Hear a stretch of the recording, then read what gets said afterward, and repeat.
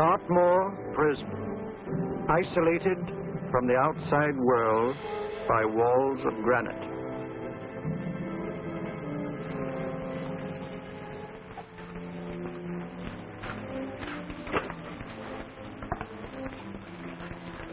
They say you could get out of here by merely telling what you know. You may or may not be another Scotland Yard bloke. But I'll give you the same answer I gave the others.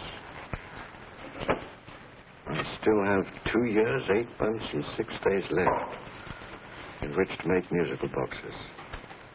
That'll be sold at auction for the benefit of this delightful sanctuary. And I intend to serve them.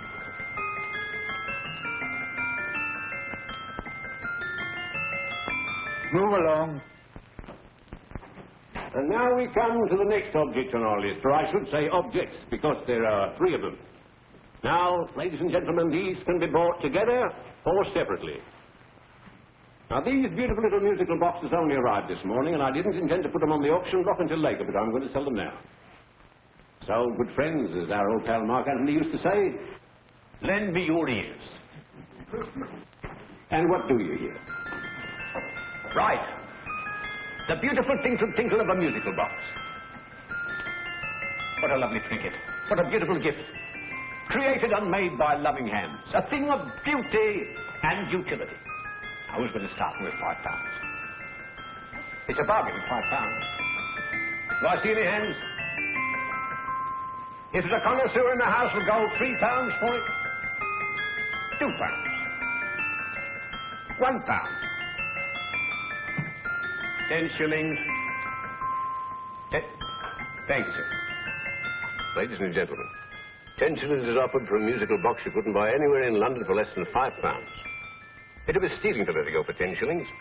Like taking milk from a baby. All right, we're selling for 10 shillings. 10 shillings, 10 shillings is offered, 10 shillings is offered, 10 shillings is offered. Will anybody give me £1? For every £1? Oh, well, someone won't give me £1. £1 is offered, £1 is offered, ladies and gentlemen, £1 is offered against you, sir. Will you go to £2? Will you go to £2, sir? £2. £2 is offered. £2 is offered. Going once, twice, third and the last call. Sold to the gentleman for £2. Sorry, my dear. Now, ladies and gentlemen, comes the opportunity to purchase an exact duplicate of the beautiful little musical box just bought by this gentleman for the ridiculous low price of £2. Oh, it's exactly the same. Exactly the same. Made with the same hands. You hear that? Isn't that lovely? That tinkle, tinkle, tinkle, tinkle. Sounds like Bow Bells to me, you know, with little angels pulling on the ropes, eh? Who'll give me £2 for it? Who'll start me with £2?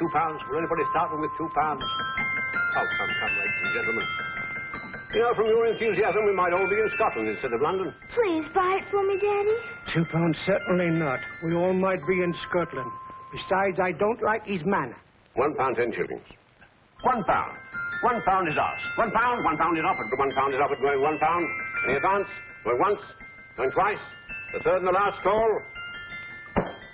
Sold to the lady for £1. Smart bidding, my dear. Thank you. We come to the third and last of these beautiful little musical boxes. Exactly the same. Tinkle, tinkle. Isn't that lovely? Ladies and gentlemen, I don't bring you here to gull you and swindle you. This is the exact replica of those 2 I just sold before.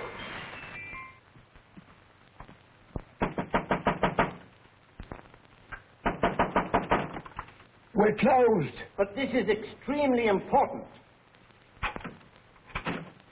Come in, sir, come in. I'm sorry to disturb you, but I was unfortunately delayed from arriving in time to bid on certain articles which I was rather anxious to obtain. Or perhaps they weren't sold, sir. We are carrying several things over. What might the articles be, sir? 3 identical musical boxes, about so large. Oh, I'm sorry, sir, but they were sold. Pity you weren't here to bid on them. They didn't bring anything like the real value. I'm most anxious to obtain them. I wonder if your records would show who the purchasers were. Oh, we don't usually give out that information, sir. For certain, shall we say, sentimental reasons, I'm most anxious to get in touch with the purchasers. I'd be willing to pay, shall we say, £5. Well, for certain sentimental reasons, sir, we'd be very happy to oblige. Alfred, today's sale. The 3 musical boxes. Musical boxes. Oh. Ah, here we are. The first purchase for £2 from Mr. Julian Emery, 52 Portman Square. Write these addresses down, Alfred. Yes, sir. Second didn't leave any name. Oh, how unfortunate. I think she's a dealer. You see, they don't like us to know where the things are going. On account of the profits. You say the second purchaser was a woman. Can you give me a description of her? Oh, she was a young woman. Fairly tall, slender. Had a light complexion and dark hair, and she was wearing a grey suit, don't you remember? That's right. She probably runs a gift shop. She paid £1. You say she comes here fairly frequently? No, I didn't say so. But she does, sir. Like as not, she'll come in on Thursday. We have sales on Mondays and Thursdays. Oh. And the third box? The third? Mr. William Kilgore, 143B Hampton Way. For 10 shillings. Quite a drop from £2. Mr. Kilgore was a Scotchman. Oh. Thank you. You've been most helpful. Oh, thank you, sir. And any time you're passing, dropping, we always have lovely things for sale. How kind, sir? Thank you. I'll be back Thursday.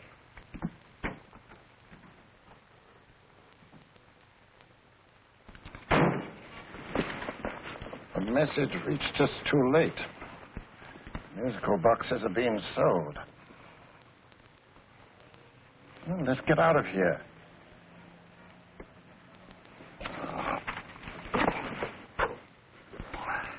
Someday you'll go too far.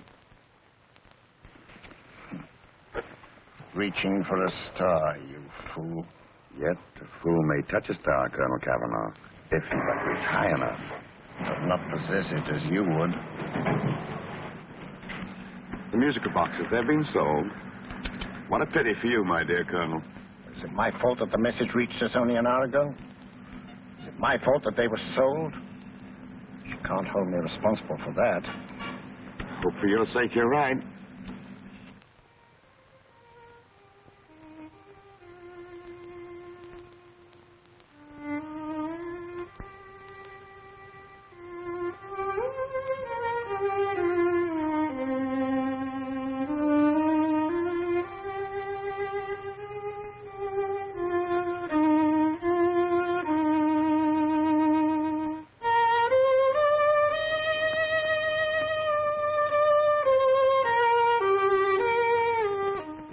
Upon you tonight at 7:45, a gentleman who desires to consult you upon a matter of the very deepest moment. Remember that letter, Holmes? It was written over 2 years ago. An interesting case. Devilishly interesting. Irene Adler. What a striking-looking woman from the brief glance I had of her. Seems only yesterday. What charm. What poise. And what a mind. Sharp enough and brilliant enough to outwit the great Sherlock Holmes himself. I take it the new issue of the Strand magazine is out, containing another of your slightly lurid tales. Indeed. What do you call this one? I call it A Scandal in Bohemia. Not a bad title, eh? If you must record my exploits, I do wish you'd put less emphasis on the melodramatic and more on the intellectual issues involved.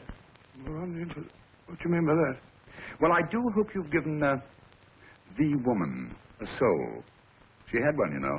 By the woman, I suppose you mean Irene Adler. Yes. I shall always remember her as the woman.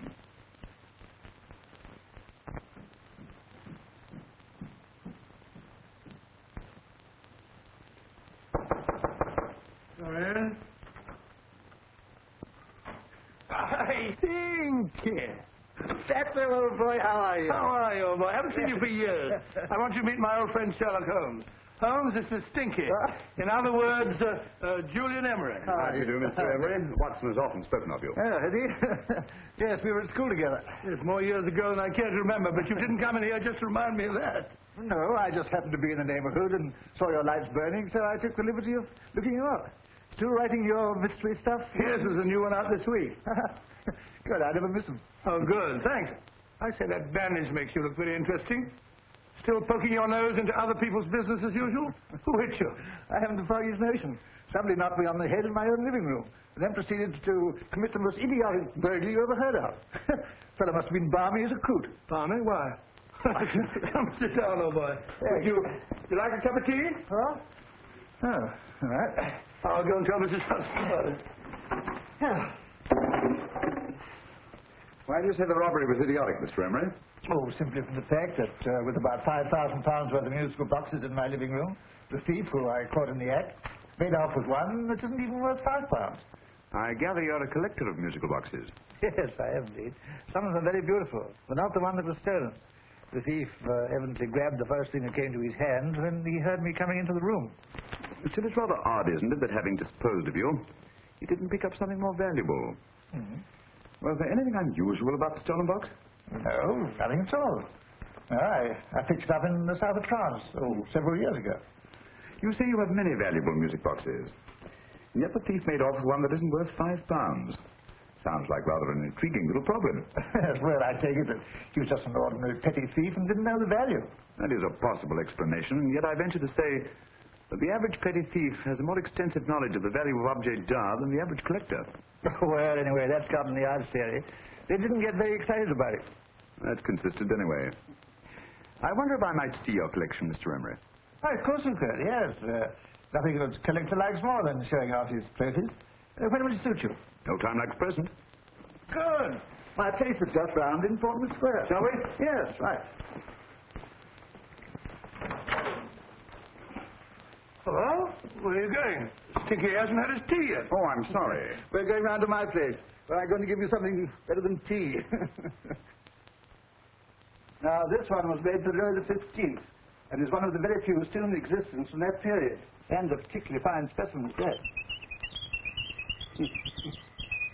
Charming, isn't it? Quite. They all sound to me like a lot of mice running about on a tin roof. I'm afraid you have no ear for music, Watson. Give me a good old band playing a rousing march. You have all your silly little tweets.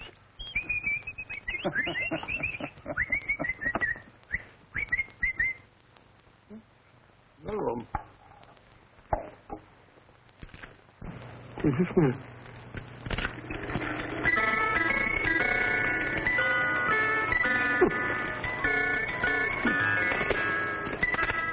Stupid thing.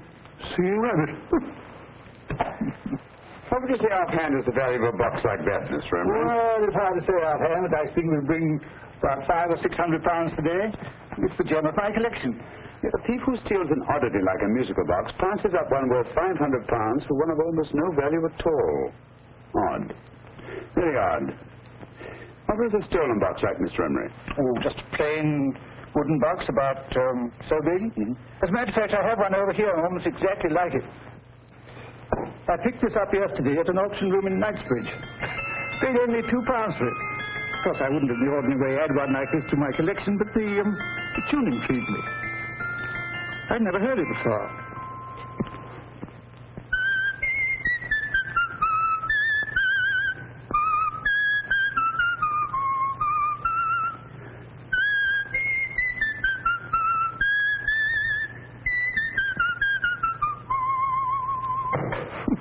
You have a remarkable ear for music, Holmes. Rather an unusual melody. Sit down, Liz. Thanks.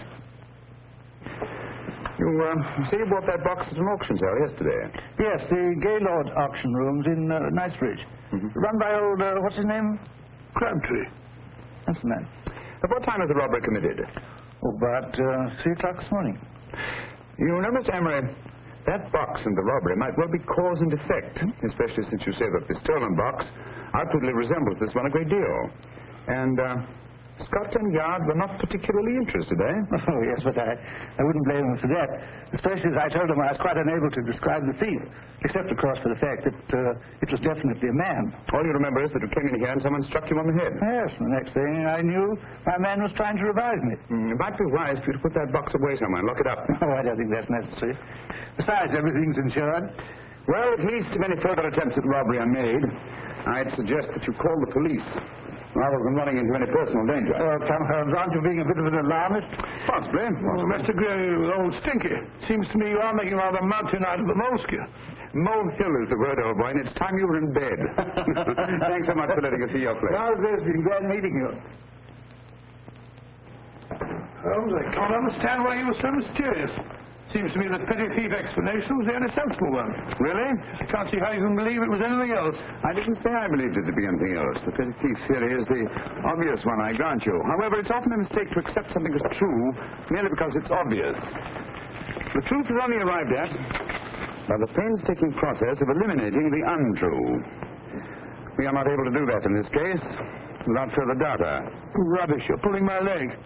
You're trying to turn a cut and a halfpenny robbery into an international plot. No, I'm not. I just hope that your friend Stinky is a little more cautious in the future. Just in case.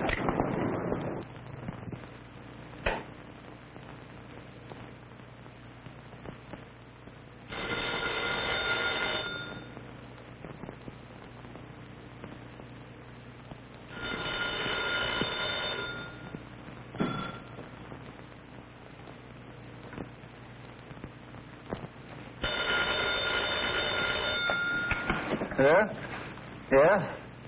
Julian Emmerich here. Who? Why, of course I remember you, Mrs. Courtney. Yes, you're the one bright spot at that appallingly dull affair of Lady Sansa's. Huh? Of course it isn't too late to come around. Yes, I shall be delighted to give you a drink. I tell you what, come straight up and I'll leave the door unlatched. Right, well, 15 minutes? Good. I shall be counting each moment. No, I mean that, really. Right, goodbye.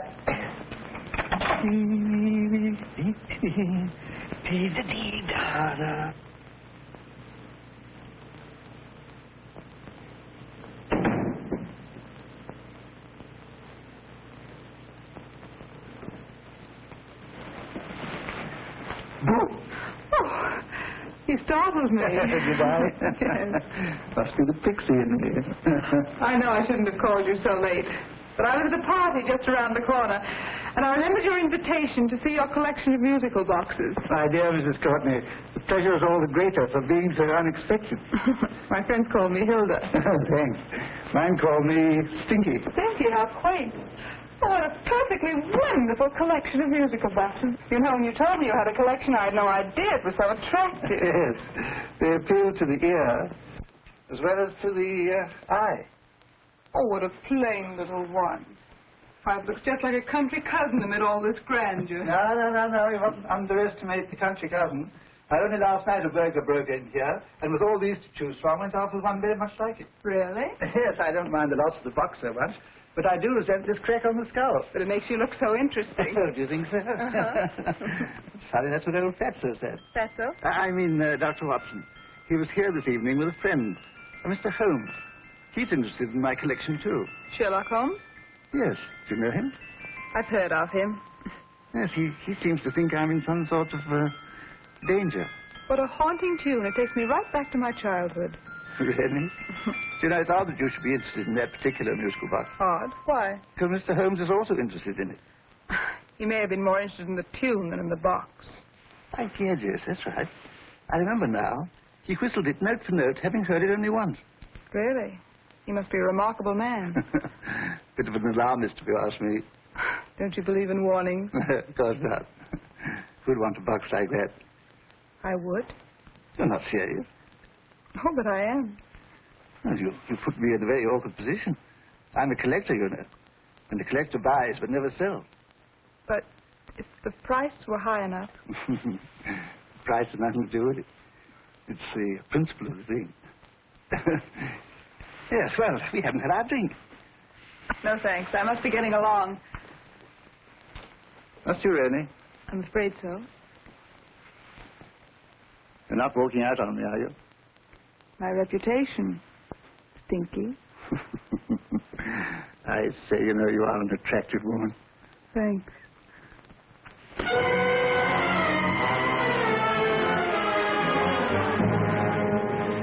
You fool. I told you to wait outside. What did you have to kill him for? All I had to do was walk out with it. He held you in his arms. Don't touch him. Don't touch anything. Now get out. I'm sorry. You're sorry. What about me? This is murder. What about Scotland Yard? What about Sherlock Holmes? Now get out!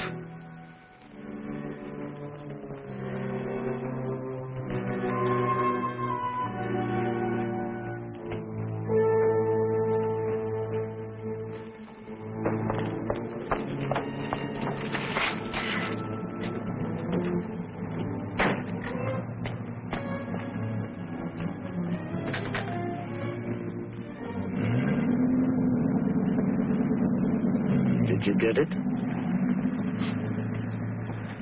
Good. Did you have any trouble with him? Just a matter of murder. Mr. Holmes. Hopkins? Thanks for coming so promptly. Inspector Lestrade suggested that I call through to you. Mr. Emery was the client of Mr. Holmes, Inspector. Indeed. You didn't mention that when I telephoned you, Mr. Holmes. Well, not exactly a client, Inspector. Sergeant Thompson? He was killed between the hours of 11 and 2 o'clock this morning, Mr. Holmes. Must have been someone he knew, someone of whom he had no suspicion. Poor old Stinky. It's all my fault. I should have prevented this. Well, it's no time to start talking about that now, Doctor. Apparently it's gone. That's the second attempt on the musical box that Emery bought at the auction sale. And this time it was successful. But that box was only worth £2. It was worth a man's life, Watson. I think we'd better pay a visit to Gaylord's auction room and that fellow Crabtree. Inspector, may I suggest that you make a complete search of this flat for a small, plain, musical box about that size? Thank you. Come on, Watson. You say the first box went to Mr. Julian Emery. The second to Mr. Kilgore, 143B Hampton Way. And the third to the unidentified young lady who presumably has a shop and lives near Golders Green. That's right, Mr. Holmes. Isn't it rather strange, Mr. Crabtree, that you used to have had 3 identical musical boxes all playing the same tune? Where'd they come from? Dartmoor Prison. Dartmoor? Yeah, we get a regular shipment from there every month. The inmates manufacture them. Well, they make all kinds of things, you know, pipe racks, waste paper baskets, musical boxes. Did you happen to notice if anyone showed any particular interest during the auction in the purchasers of these 3 boxes? Oh, come now, Mr. Crabtree. This is very literally a matter of life and death. Well, since you put it that way, Mr. Holmes, there was a gentleman came in here about an hour after closing time, and he was in an awful state, he was. He gave me £5 to tell him where the boxes had gone to. He said they had a sentimental value for him, sir. Expensive sentiment. Can you describe him? He was tall, distinguished looking, and he had grey hair and a moustache. He was quite a gentleman, sir. What was his reaction when you were unable to supply him with the address of the young lady who owned the shop?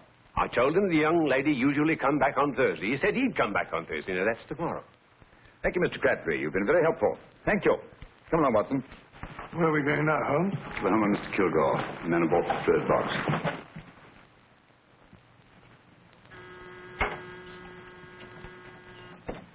But hang it all, Holmes, how do you know those other 2 musical boxes are of any importance? I don't, but I certainly have no intention of waiting until the owners are murdered to find out. No one at home. I hope that's the explanation. I'll have a look through this window.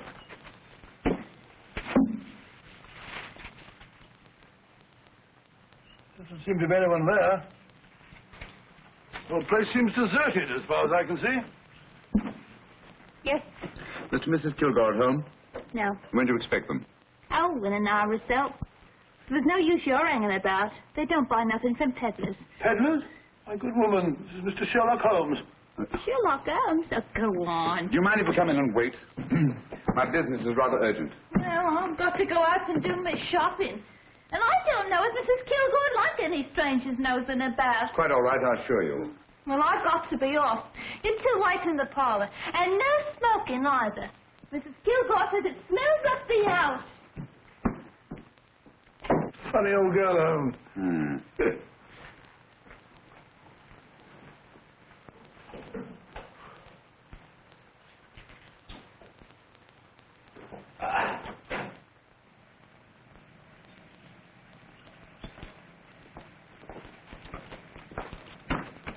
Park Lane.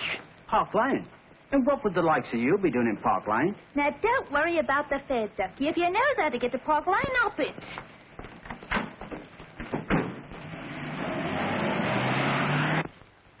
You know, Holmes, I've been thinking.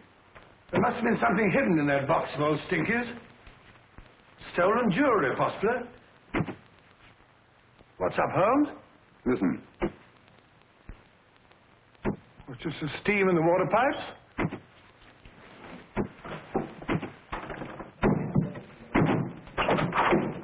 Watson! Great Scott! Come on, Holmes. Get on the chair here. It's all right, my dear. There. Now, don't worry. It's all over. There you are, dear. Don't cry anymore. She tied me up and shut me in the cupboard. I know. She won't come back. Did you show her your new musical box? Yes, she said she wanted to hear it play, and as soon as I showed it to her, she grabbed hold of me. I know. Now, don't worry. We'll buy you a new musical box. Yes, my dear, the best one in London. Watson. Oh, what a fool I've been. What do you mean, Holmes? She took the musical box out of this house in that market basket, right under our very noses. Why could the Kilgore charwoman want to take the music box? She isn't a Kilgore charwoman. She's a consummate actress. An extremely clever, unscrupulous woman who will stop at nothing. Take care of the child, will you, Walter, until our parents get back. Explain everything to them. Of course I will. But, Holmes, where are you going? Somewhere, somehow. I must get to the young lady who bought that third musical box before our opponents find out. I only hope that I won't be too late. Oh, no. No, darling, you mustn't cry anymore. Now, cheer up. Would you like to hear old Uncle make a noise like a duck?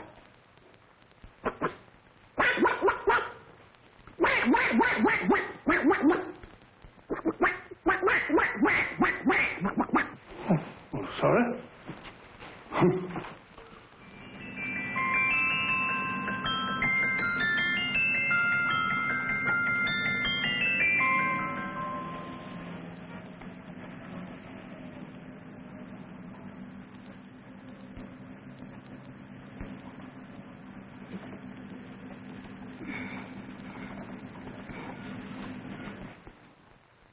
Now, ladies and gentlemen, how much am I offered for this beautiful lace Dresden china figurine? A lady of the French court. Now, this is the genuine article. What a beautiful ornament for your mantelpiece. Or you could use it as a centerpiece on the dining room table. Now, will somebody start me for £10? Will somebody start me for £10? £8. £7. All right, £5. £5 is offered, £5 is offered, £5 is offered, £5, 10, £5, 15, £5, 15. £6 is offered, £6, going once, going twice, the third and the last call. Have you all done? Sold to the lady from Twickenham for £6. Next, we have a real museum piece, ladies and gentlemen. A fine 19th century doll. A costume and exact replica of the holiday clothes worn by the Hungarian peasant women. Now, ladies and gentlemen, an article like this would cost you from £15 to £20 in a West End shop. I'm not going to ask for anything like that. Who'll give me £2 for it? £2.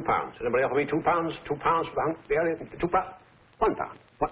Anybody give me £1? Anybody offer me £1 for the doll? £1 is offered, ladies and gentlemen. £1 is offered.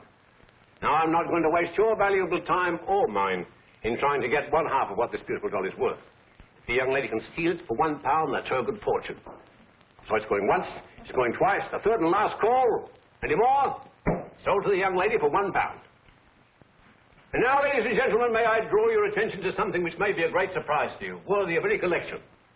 The only other one like it is in the British Museum. It's a Ming vase of the 7th dynasty.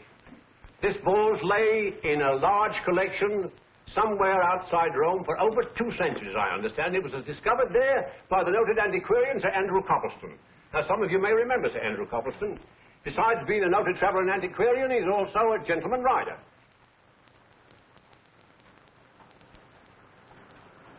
The girl with the parcel in her hands, that's her. Are you sure that's the girl? She fits perfectly the auctioneer's description. Follow her, Hamid.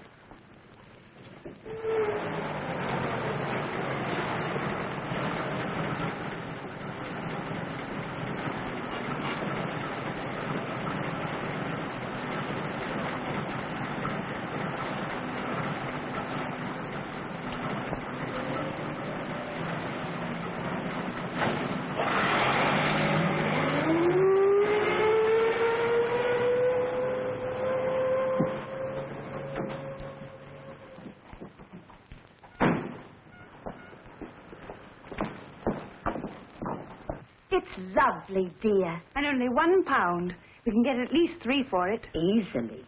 I'll go make some tea. I could do with a cup. Right.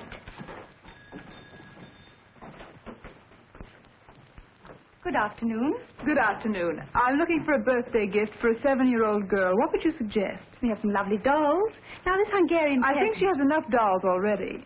Books are always welcome. Well, I'm looking for something a little different. Well, that's rather cute. What is it? Well, that's a musical box. Children always love them. And this is an exceptionally nice one. It plays many tunes.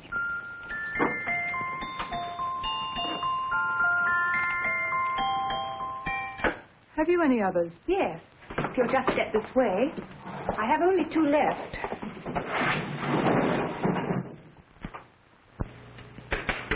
Oh, nice.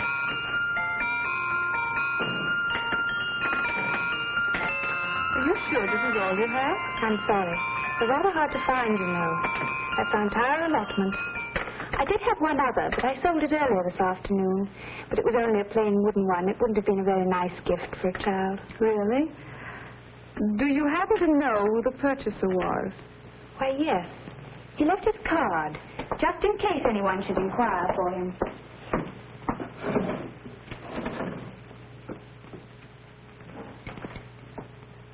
How interesting. I'm sorry, but I'm afraid I'll have to look a bit further. Thank you anyway. Good afternoon. Thank you.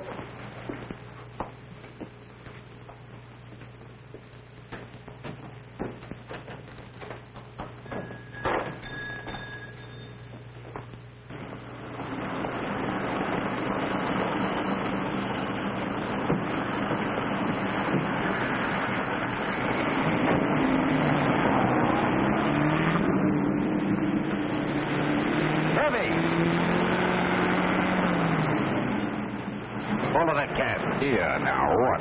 Scotland Yard. Hop in.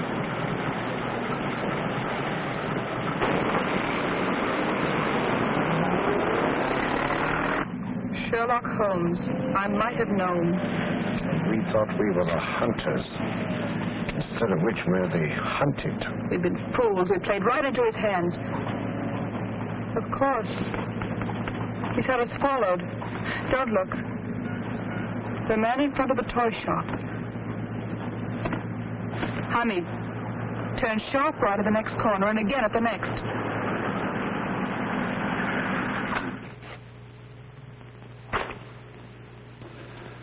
No photograph of her, Commissioner. As I expected. She's not a known criminal. But how do you expect to know if you do find her?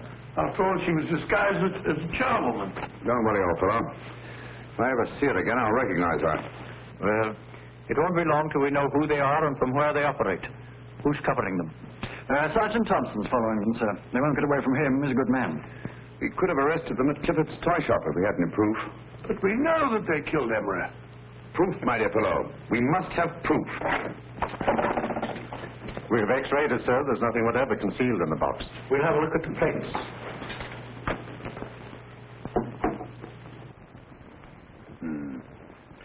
There must be some clue.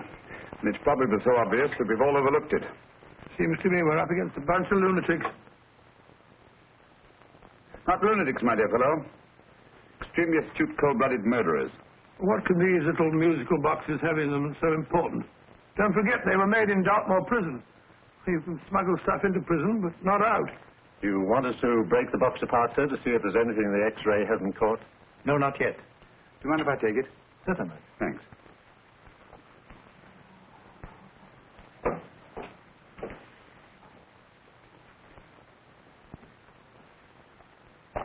The governor of Dartmoor Prison informed us, sir, in answer to Mr. Holmes' question, that all 3 musical boxes were made by the same convict, John Davidson, serving a 7-year term, sir. Davidson? The Bank of England plate. That'll be all. Yes, sir.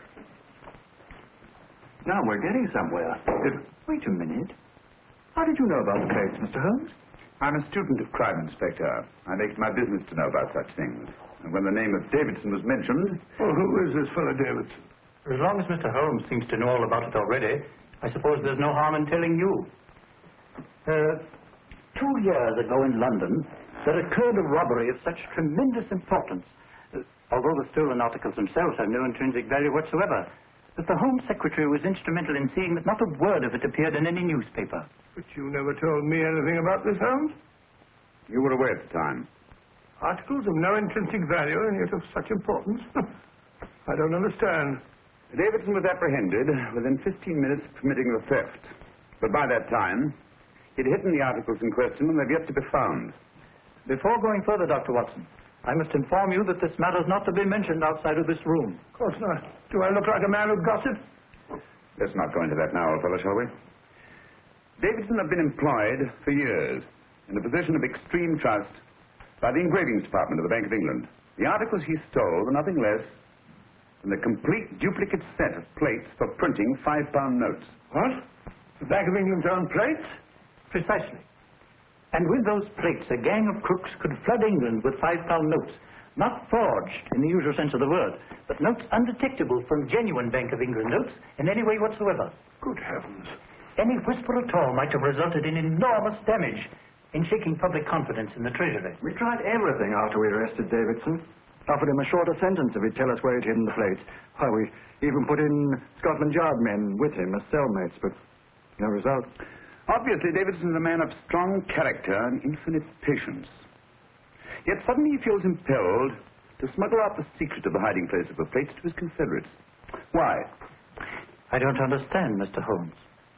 Well, for example, has the Bank of England made any plans to radically change the design of the £5 note so that in, say, 7 years from now, notes made from the stolen plates would be worthless? Confidentially, Mr. Holmes, such a move was discussed. But replacing all the £5 notes in circulation would be such a Herculean task that nothing's been done about it as yet. I see. Of course, there is another possible explanation. Davidson didn't have much time to find a hiding place before he was captured. He may be afraid that the plates will be accidentally discovered before he's released. Hence his anxiety to communicate their whereabouts to his confederates as soon as possible. I believe you've hit it, Mr. Holmes. I'm sure that the message is contained in this musical box. Or rather, in all 3 musical boxes, since possession of all 3 seems to be essential. Our opponents have 2/3 of the puzzle, we have 1/3. Well, what are you going to do, Holmes? Try to deduce the message from the 1/3 that we have.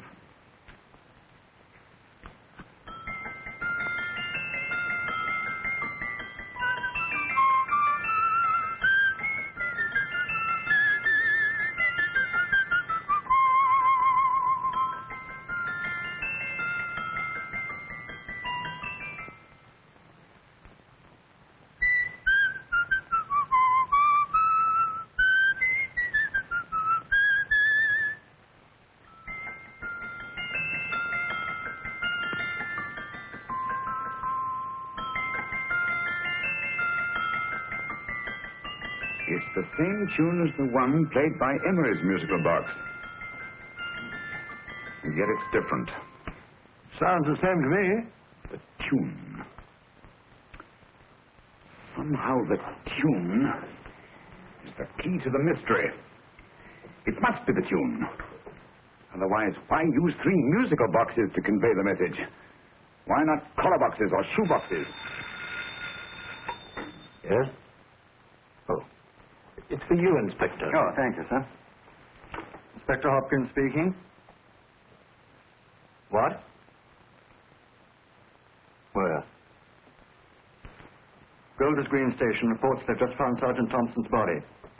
From the tire marks on his clothes, he was apparently run over by a taxi. What an unfortunate accident. Not an accident, my dear fellow. I'm afraid it's murder. You never know just who you're going to meet when you're walking down a busy London street.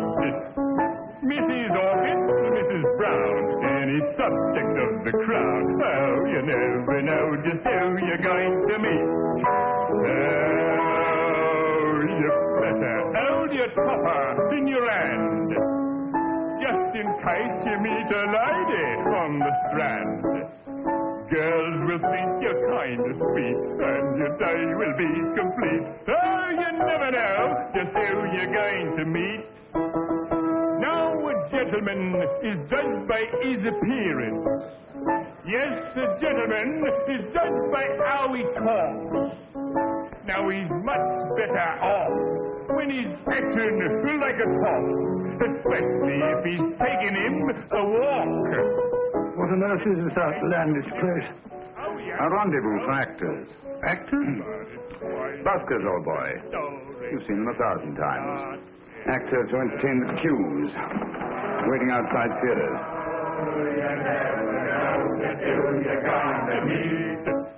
When you're walking down a busy London street, so you better wear your best, tell the time to look your best, 'cause you never know till you're gonna meet. Oh, you better keep your manners right in view. Just in case the lie you give the house you knew. Keep your trousers in a pleat, shine your shoes and keep them neat, 'cause you never know just who you're gonna meet. Blimey. Mr. Holmes. How are you, Joe? Never better. And yourself? Fine, thank you. I want you to meet a friend of mine, Dr. Watson, Joe Sisto. Oh, well, any friend of Mr. Holmes is a friend of mine. Hi, Joe. He did me a good turn once that I'll never forget. Yes, I cleared Joe of a most unpleasant charge. Murder, no less. Really? By proving to the satisfaction of the police that he was busy at the time blowing open someone's safe. That's right, Governor. Good gracious me. Joe, now you can help me. Come on, buzz off, buzz off. Come on, off it, stop it. Can't a gentleman have some peace and quiet around here? And you too. There you are, Mr. Holmes. Now we can have some peace and quiet around here. Thank you, Joe. There's £5 in this for you. Well, I wouldn't want to take it on myself, sir. But I can get somebody to do it for you for half of that. You don't know what the job is yet. For £5? Murder, ain't it? What? No, Joe, not murder, just music. I want you to identify a song for me. Oh, there ain't a song that's been written that I don't know. That's why I came to you. Of course, the violin is more my instrument, but, oh, well, here we go. Now listen to this, Joe.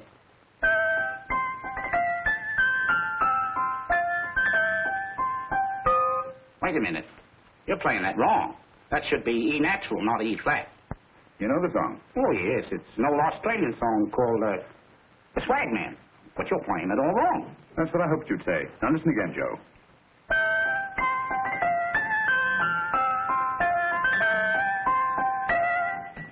That's the same tune, all right. But you're making different mistakes than you did the first time. No, not mistakes, Joe. Call them variations. Here, play the song for me, will you, the way it's written.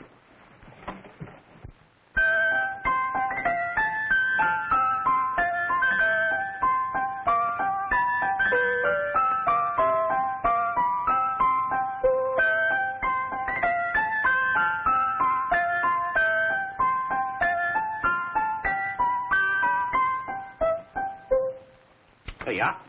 Thank you, Joe. What's it mean, Holmes? You onto something? Perhaps. I don't know yet. It's probably a code of some sort. Joe? Could you write the song down for me? The way it was originally written? Oh, sure, Mr. Holmes. But it'll take a few minutes. Mm-hmm. Here, ladle. Hey, ladle. Come on, off to it. On with it.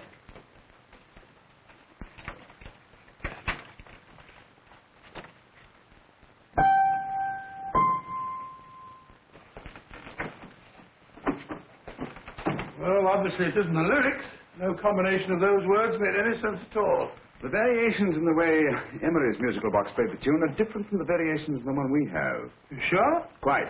You see, I took the trouble to memorize the tune as played by Emery's box that night we were with him in his flat. Holmes, you amaze me. Elementary, my dear fellow. One of the first principles in solving crime is never to disregard anything, no matter how trivial.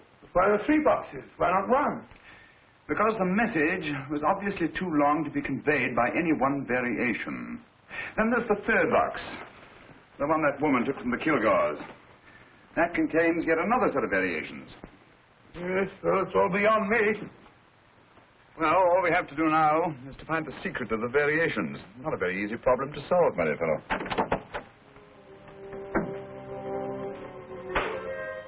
Hello. What's up? We've had company. I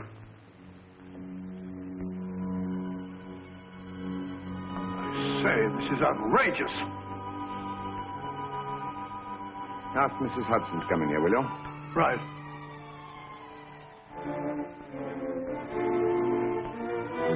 Mrs. Hudson? Yes? Oh, there you are. Will you come up here at once, please? Oh, coming, sir.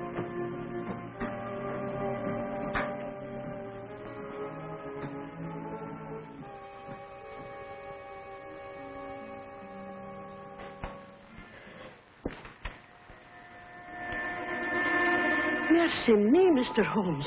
What has happened? Who called while we were out, Mrs. Hudson? Just a young lady. The one who said you wanted her to wait for you. And a nice-looking old gentleman with Our her. friends again, Watson. Friends? What did the young lady look like? Oh, I couldn't see her face. She had a heavy black veil on. But she had such a nice way with her. Oh, I'm sorry, Mr. Holmes, if I've done anything wrong. But you did say I should always let clients come in and wait for you.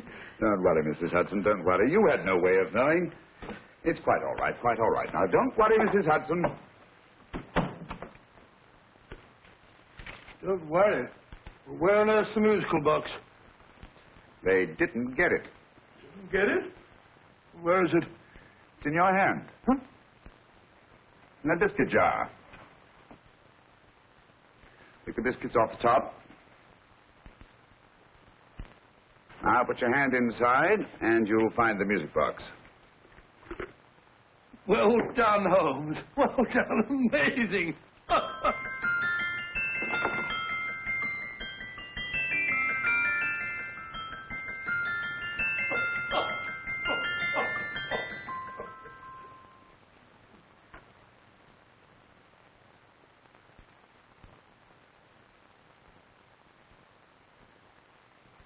Whew.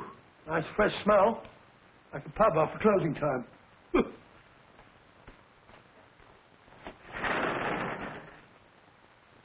I say, Holmes. What? This morning. Allow me to congratulate you on a brilliant bit of deduction.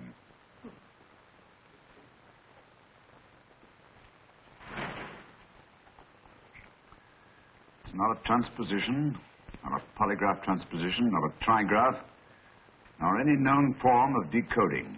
How about the Morse code? Have you tried that? Yes, at about 3 o'clock this morning. I'm sorry, old man. I was only trying to help.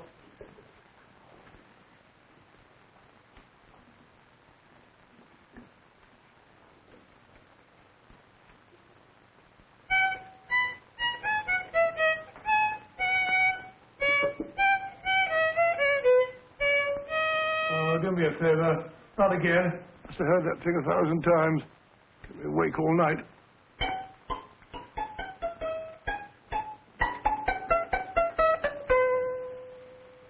Oh, they're a distinguished composition, I grant you.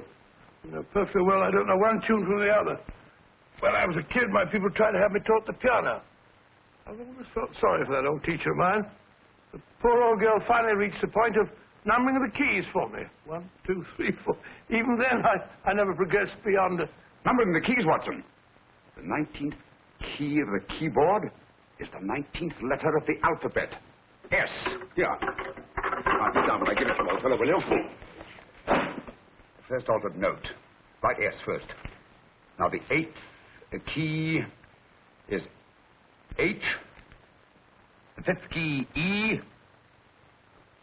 The 12th key, L. The 6th key, F. S-H-E-L-F. Shelf. Your piano lessons were not in vain, old fellow. You've solved it. Thank you. Thanks, old man. Hold it. We now have 2/3 of the message. Behind books, third shelf, secretary, Dr. S. Presumably, these are the first and second portions of the message. And this gang has the first and third parts of it. Precisely. Then it's a stalemate? Yes, Commissioner, but we can't leave it like that. There's no doubt in my mind that they'll try to secure our third of the message that's missing. Well, I assume you've taken every precaution to guard the Clifford music box. Oh, yes, it's carefully hidden at Baker Street with Dr. Watson on guard. However, I'm reasonably certain that, difficult as it may be, we can find the plates even without the missing part of the message. Behind books, third shelf, secretary, Dr. S. Outside of the fact that Davidson hid the Bank of England plate somewhere in London, Mr. Holmes, I don't see that we've progressed at all. Allow me to point out to you, sir, the key words, Dr. S. It looks as if the plates were hidden in the house of the doctor. Whether S stands for his first or last initial remains to be determined by a process of elimination.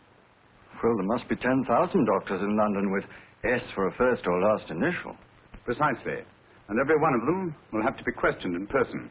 That's why I say this is a task for Scotland Yard. It's a task, all right. But Scotland Yard has searched worse haystacks and found the needle. Well, for the time being, I'll leave the map in your hands, gentlemen. We'll call you if and when we get a lead on our mysterious Dr. S. In the meantime, I intend to follow up a little clue concerning a cigarette.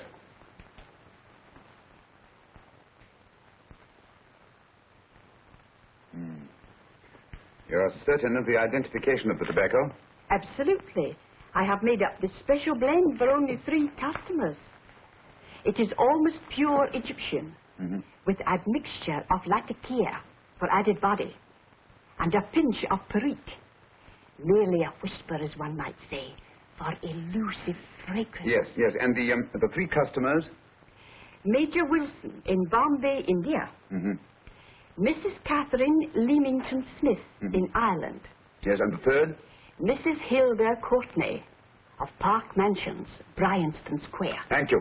Thank you very much. You've been most helpful. It is a pleasure to have been of service, Mr. Holmes.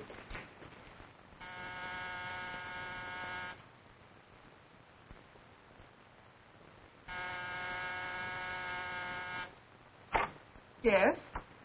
Mrs. Courtney? Yes. My name is Sherlock Holmes. Oh, do come in. Thank you. I've heard of you, of course, Mr. Holmes. I believe we have a mutual friend in Sir Edward Brookdale. He's spoken to me of you quite often. Indeed. And to what good fortune am I indebted for this visit? I think you know Mrs. Courtney. Well, I did get a summons for speeding last week. But outside of that, I don't think I'm of any interest to the police. Oh, come now, Mrs. Courtney. You seem to forget that you and I have met before. I'm sorry. I'm sure I would have remembered meeting the great Sherlock Holmes. Please sit down. Thank you. You say we met before. Yes. At the home of Mr. and Mrs. Kilgore, 143B Hampton Road. Kilgore? I don't think I know anyone of that name. Well, I didn't say you knew them. As a matter of fact, you called on them when they were out. I don't understand, Mr. Holmes. Really? You were dressed rather differently. Indeed. Cigarette? Thank you.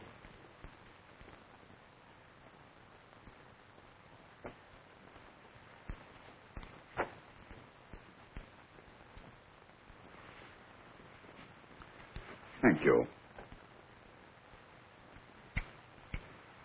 You know, Mrs. Courtney, people generally forget in assuming a disguise that the shape of the ear is an almost infallible means of recognition and identification to the trained eye.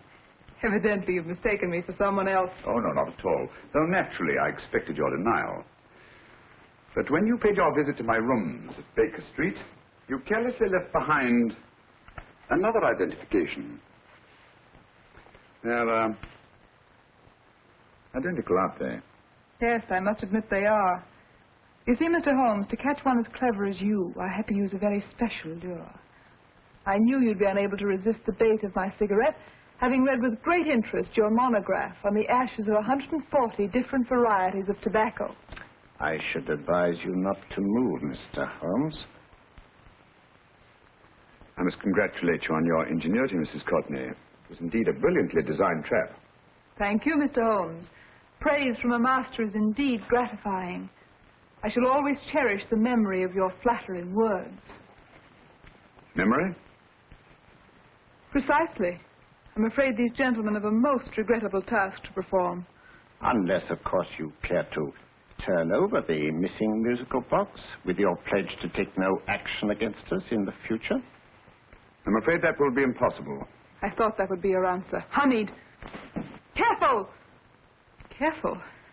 There's no need to be unnecessarily rough with our distinguished guest. You realize, Mr. Holmes, that your demise will not take place here. The corpus delicti, you know. Well, naturally. Shall we go? It's so fearfully awkward having a dead body lying about. Don't you agree, Mr. Holmes? Another dead body shouldn't weigh too heavily on your conscience, Mrs. Courtney.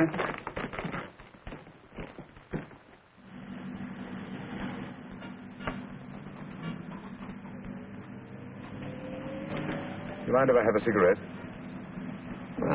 Don't see why not.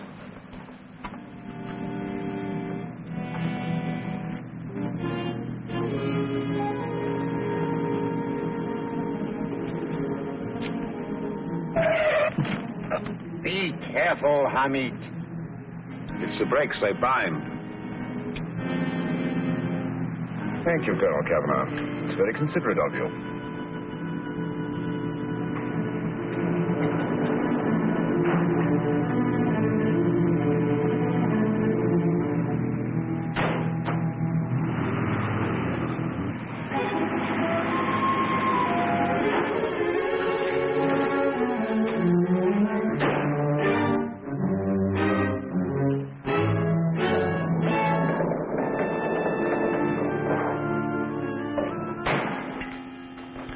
You'll be happy to know, Mr. Holmes, that your death will be a painless one. Hamid, attach this to the motor of the taxi. That little attachment, my dear Mr. Holmes, contains the deadly fluid known as monosulfide.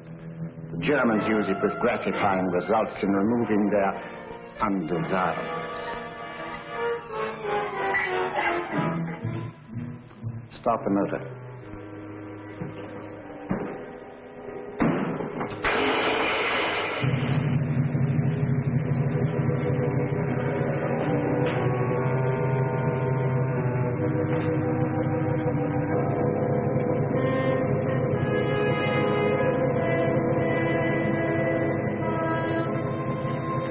Tape his mouth.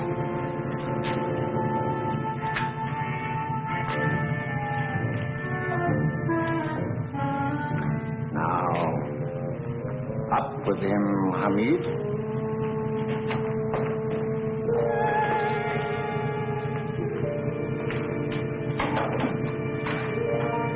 You find yourself like Muhammad's coffin, Mr. Holmes, suspended between heaven and earth.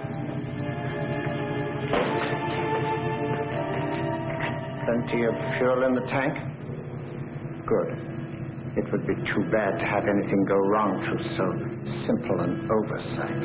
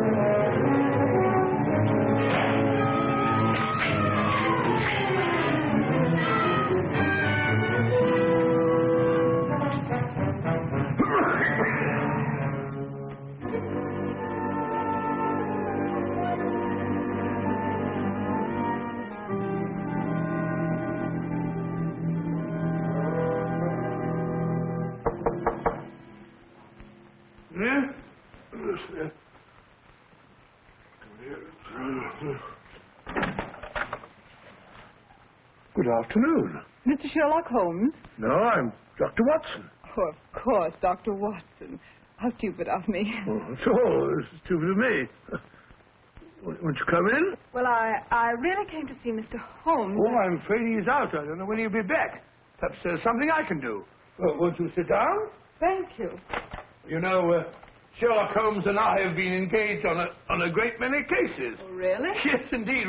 As a matter of fact, this very moment we're involved in one of the most baffling... Oh, well, won't you tell me your trouble? I may be able to help you. That's very kind of you, Dr. Watson. Perhaps if I wouldn't be imposing too much. Imposing? Oh, there's no imposition at all. A pleasure, I assure you. Now, tell me all about it, Miss Williams. Mrs. Williams. I live in Surrey, Dr. Watson, and I've come up to London in sheer desperation. My only sister has disappeared, and the local police seem utterly unable to find her. Well, Holmes and I solved a case exactly like that once. Very interesting as far as I remember. I call it the adventure of the solitary cyclist. Oh, sorry. Now I come to think of it, it wasn't so very similar. Entirely different. I don't think what I was saying. Where were we? She's only 17, Dr. Watson, and until she disappeared last Thursday, she seemed to be in the best of spirits. Well, possibly a romantic entanglement? Oh, no, nothing of the sort. She left no note, didn't even pack a bag, no explanation. She just started to walk to the village from our house in broad daylight and simply vanished from the face of the earth. Oh, there. Might I have a glass of water? Glass of water. Have one minute.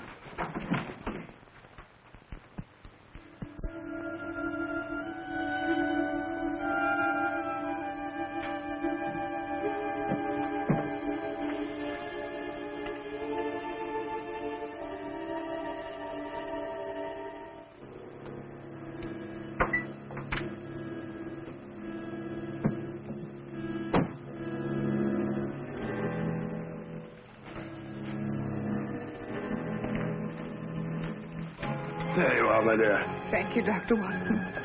No, you're not to cry anymore. You must pull yourself together. Oh, I feel much better already knowing that you're going to help me. Oh, Dr. Watson, look! Good heavens!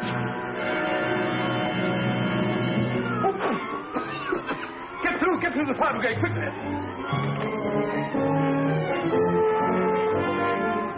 Haven't you a fire extinguisher? By George, we have in the kitchen.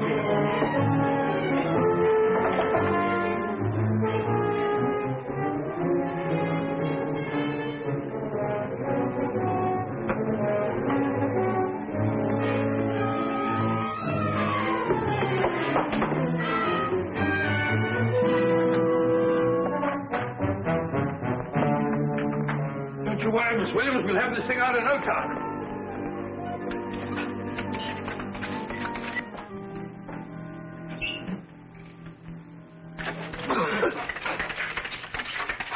That's got it. It's there. Well, you see, there was no need for the fire brigade after all. I hope you weren't too frightened, Miss Williams. Oh, gone. That's the trouble with women. They always lose their heads in an emergency. Well...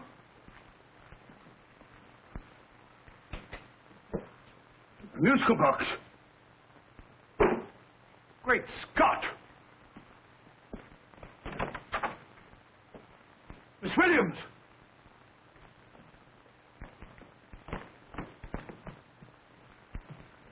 Well? Good. And Holmes? By now, Mr. Holmes has no doubt exchanged his violin for a harp. Always assuming that heaven is his destination. And now that we have the missing musical box.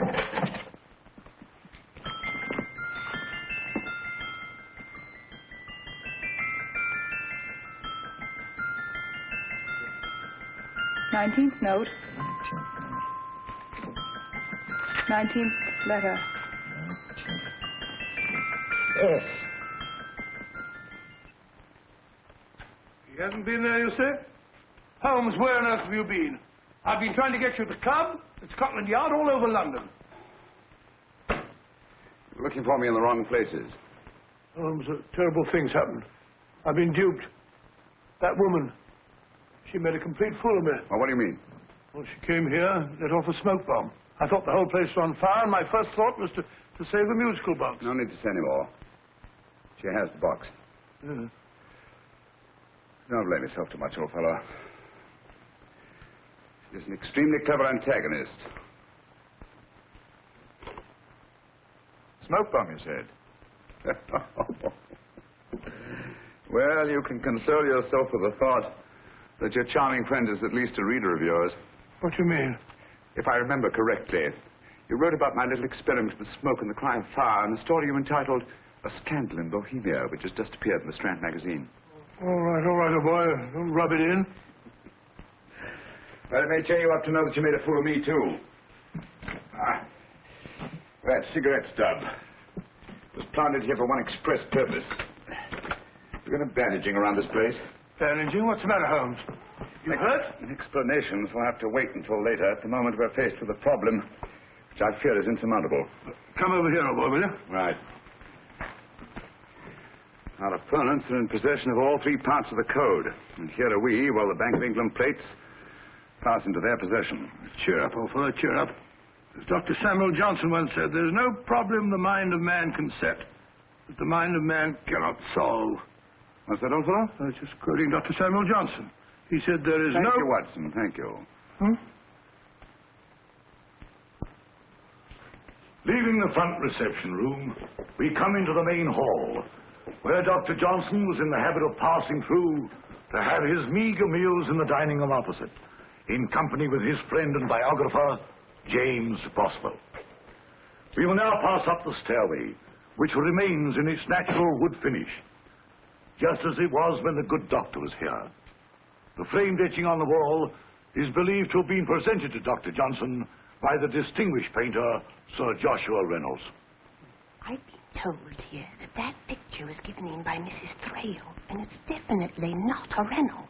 Is that important, my dear? Oh, I'm sorry. This way, ladies and gentlemen, please, this way. Move along, children, move along. The secretary's not on this floor. Patience, Hamid.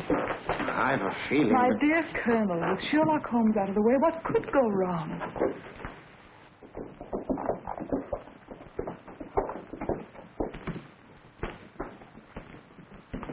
And here we have the Garrett Library, in which Dr. Johnson wrote his famous dictionary, and in which you will see also many of the great man's books and other items of interest.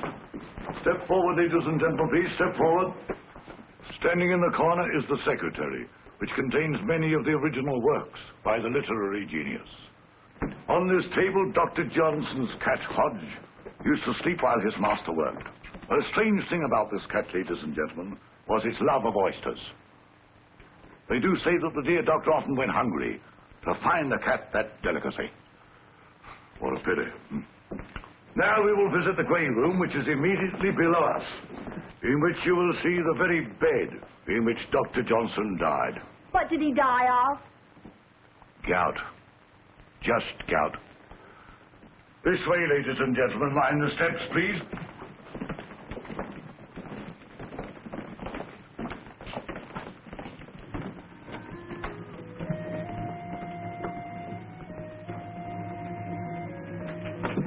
Your keys.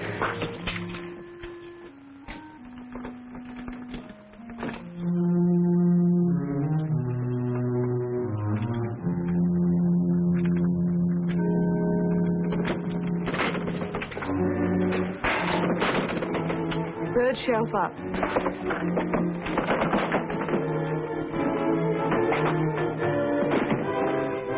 The knife.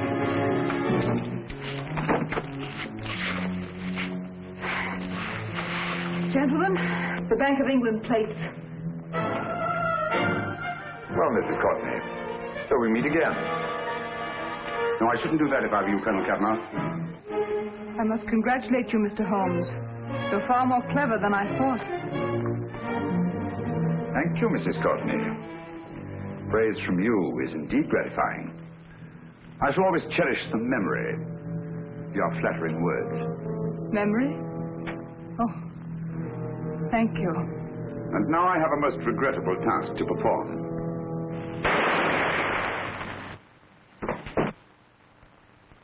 Holmes! Coming, Holmes! Holmes! You all right? Perfectly, thank you, old fellow, but I think this gentleman on the floor requires some medical attention. We must see that he looks his best, you know, when he's hanged. Take them in charge.